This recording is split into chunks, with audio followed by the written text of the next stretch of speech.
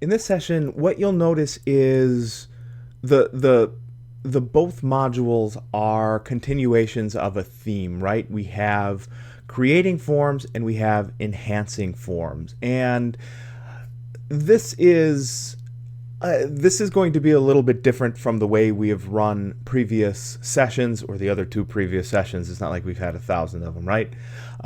In that, what I'm going to do with this video and the next one is ask questions and not provide answers for them until later on in the week. Now, I know that this is an imperfect solution for everybody because some of you, actually, as I record this, I've just answered 2 or 3 questions. So I know that some of you are furiously already working on the material.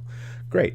And I know for others of you, the way your schedule breaks, you will not have an abundance of time to look at this material until later on in the week anyway, so you will not have the same opportunity to ponder as others, but I would assure you that this is what happens in a classroom too, right? Because preparedness, I have always found, is a continuum and everybody lands someplace on it, and that's fine. That's just the way that life works in general.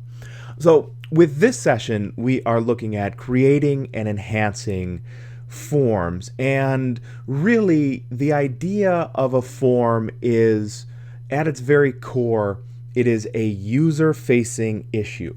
So the hat that you have worn here to date through the course of the course is of somebody who is interacting with the database, right? You have been inputting data, you have been sorting data. We have learned about, fields and reports and design view and all of those things, and that's fantastic and that's good. But a database is really best when it is comprised of different user groups. One user group is those who are interacting with the database, but in this session, and it's actually I'm glad it worked out this way, because otherwise this speech would have had to be more like ham-fisted here. There's other users to think about here, and some users never actually interact in a robust way with the database. And if you think about a form is really meant as a barrier. It is meant as a layer that is supposed to obstruct certain users from interacting with data, and rather it provides them with a semblance of information that comes out of the database instead. So here, when we're creating forms, when we're enhancing those forms, the first thing I want you to do, and that is this video and the next thing, is as you're going through, pay attention to the layout of the forms. Pay attention to just how everything, and I really mean this, is physically allocated, how everything is spaced out, how everything is laid out.